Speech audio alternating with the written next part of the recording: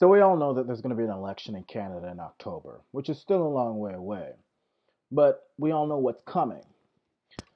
Just the other day, Andrew Scheer, the leader of the Conservative Party, he promised no more GST or HST on hydro and heating and all that stuff. You got the Mac Daddy, who Justin Takia and Mac Daddy Trudeau trying to divert away from all of the criminal investigations. He wants to talk about climate change and uh, farmer care and all this stuff. You got the socialists with Jagmeet Singh, the Greens, and then you got the PPC, which is a party that most people say claim is not a globalist party, but their leader, Maxime Bernier, is advocating getting rid of supply management, which is the system which protects our dairy industry from globalization. So I say that Maxime Bernier is actually a secret globalist. However, this video is not about any of these people. All of them, none of them. This video is about a political movement which once existed in Canada, which I believe was the most underrated movement, not only in Canadian history, but in world history. And I say world history without hesitation. And I think that one of the gravest mistakes that Canada ever did, one of them, the two grave mistakes that Canada ever made. One was electing Justin Takia and Mac Daddy Trudeau, and Canadians are paying the price. And number two was by taking the social credit movement for granted. The social credit movement, and let's get into a little Canadian history right here, was a political movement which started in Alberta, spread throughout the West, and made its way to Quebec before finally simmering away in the late 70s and early 80s. And the primary goal for this movement was monetary reform and fighting the debt pimps. And I refer to debt pimps as people who make money or profit from debt, whether it's the central bankers, money lenders, people like that. And some names come to mind: Rothschilds, all these kind of people, debt pimps, and central banksters. So what happened was that the Great Depression was very, very harmful for a lot of people. But Alberta, especially, suffered greatly from the Great Depression. And just think of the Great Depression as a very bad economic period, but without welfare, without any protections, none of that stuff. No food stamp, no handout, nothing. Absolutely nothing. It was a vicious time. And Alberta suffered probably the most. Now, one of the greatest Canadians in history, by a man by the name of Bible Bill Aberhart, he was a preacher. He started the social credit movement, and he got it from somebody from Scotland, Douglas. And he used this in Alberta. He got elected based on the social credit movement. And what this man ended up doing was he advocated at first giving back the money, the resource money, back to the people. And I say back to the people because Alberta collects royalties from oil and from their resources, but instead of going to the government, Aberhart said that that money belonged to Albertans, and he was right. So everyone in Alberta got that money. Well, technically, he started off by saying people would get like $25 every month, but that didn't work out because the federal government, which even today is run by the debt pimps, like all countries, especially America, run by debt pimps and central banksters, they didn't want to cooperate with him because he was hurting their system. And so what he ended up doing was he created his own central bank, which was run by the government of Alberta, not a private bank. And I'm all for privatization, but central banks should not be private, should not be private. And if they are private, they should be under very strict government control.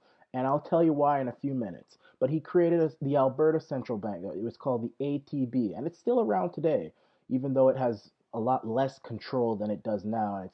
And its legitimacy is basically none because the social credit movement is long gone, and now Alberta is run by the regular folk again who are enslaved by the debt pimps and the central banksters. But he created the ATB as a central bank which provided debt-free currency. So this is not money that is financed by debt or any of that stuff by central bank. This is debt-free currency, and he used this system to make Alberta a powerhouse.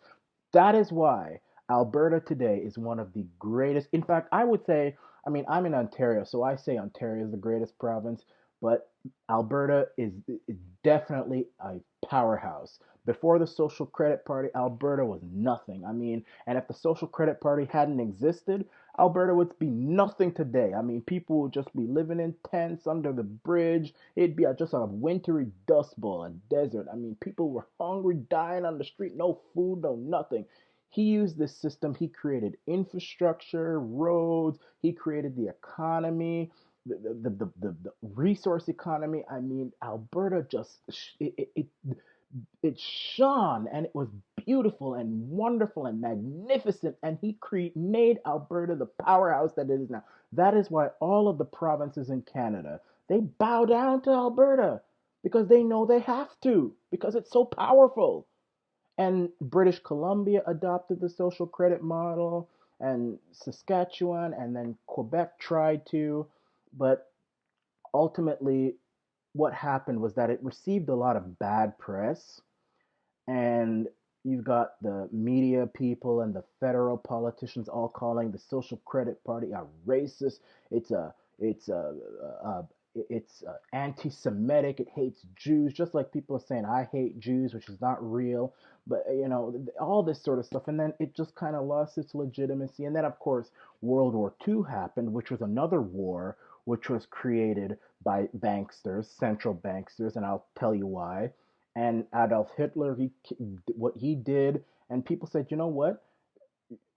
We used to not listen to the media and everything calling the social credit an anti-Semitic party, but after what we saw with Hitler, we can't take any chances, so we're gonna just forget about the social credit party altogether. And that's why we don't hear about them anymore.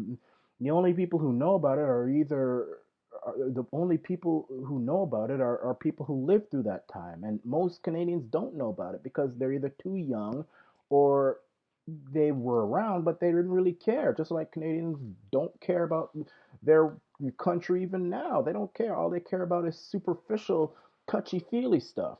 But that was a system which was revolutionary. And you know how I mentioned that World War II was a war created by the banksters? Well, I would say that every single war, even going back to the Roman period, were bankster related wars. And I'll tell you why. Because it's very simple. First of all, let's go back to World War One. Before World War One, Germany's central bank, Germany adopted the social credit model, and their central bank, while being private, was heavily controlled by the government. So what that meant was that they could borrow money without, interest rates going sky high and the debt going out of control and all this stuff. So the inflation wasn't so bad, so they could use that money, and they used that money to make Germany a powerhouse. And what happened was the people who were, the debt pimps all over the world, they said, we can't have this. Look at Germany. Germany is threatening our model. So we're gonna start a war with Germany. So we're gonna have the Archduke in Austria murdered, and we're gonna blame it on Germany, and we're gonna punish Germany and get rid of the Kaiser and get rid of their system. So that happened, and Germany became a dump. And then Hitler came along and resurrected that movement, that social credit movement. And that's why they try to link the Eberhard with Hitler. But Hitler's mistake, and the reason why he's an idiot and he's an evil idiot, is because what he wanted to do was kill all these Jews, because he thought that the Jews were the ones behind the debt pimps. Well, you couldn't call them drug pimps. You could. They're just as bad, if not worse. And so that's what he did. He rounded up all the Jews. He blamed the Jews. That's, people don't understand this stuff, and they don't teach this stuff in history class and all this stuff. So what Hitler did was he gave the debt pimps a very good reason to invade him because he's a genocidal racist, and he was. But if he hadn't done that, I would say that, I mean, I would say if Hitler wasn't such a racist, then I think Germany would be even greater than America. But the thing that you have to understand is that the reason why a lot of people put Jews with money and with big money and the debt pimps and all this stuff is because of the Rothschilds and Jews and money and all this stuff. But the thing about Judaism is that Orthodox Judaism is against all of this money lending and all this stuff.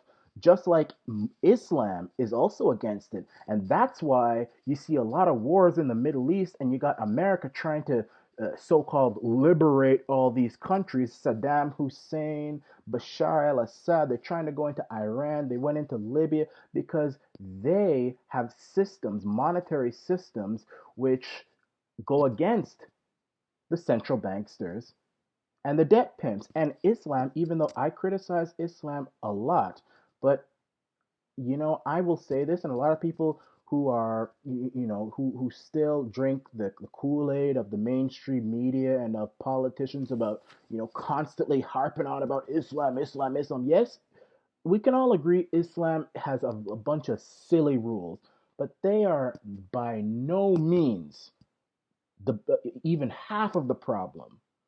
And in fact, one of the teachings of Islam state that money lending is a sin.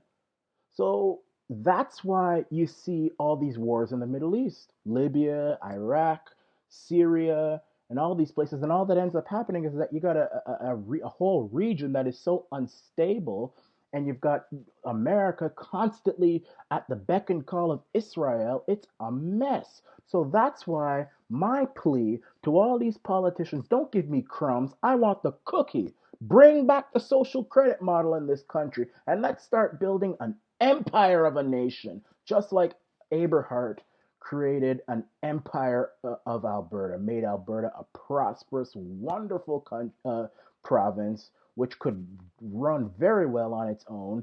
Even many of the Quebec separatists, I know a lot of English inbred Canadians want to bash Quebec all the time and bash the separatists. I say because the separatists, a lot of them, they one of the biggest reasons why they wanted to separate from Canada is because they understood how the monetary system was working and how central bankers and debt pimps were running Canada and running the world, and they wanted to create their own society. And I say yay and amen, and boom shakalaka goes right there. And that's another reason why I say René Lévesque was also another great leader. But I mean, anybody who goes against these debt pimps is a great leader in my eye, whether it's a conservative, a socialist, a communist, a fascist, whoever. But that is my plea. Bring back the social credit model. Let's give back the resource money back to the people. That's not government money. That royalties that you get, that's not government money. That's our money. Let's end this system of debt currency where we go into debt every time we try to get new currency. This whole central banking system of debt and lending and interest rates. Let's end it once and for all. Let's break the shackles of the debt pimps. This is the Arana Nation. Don't give me crumbs, give me the cookie and some milk.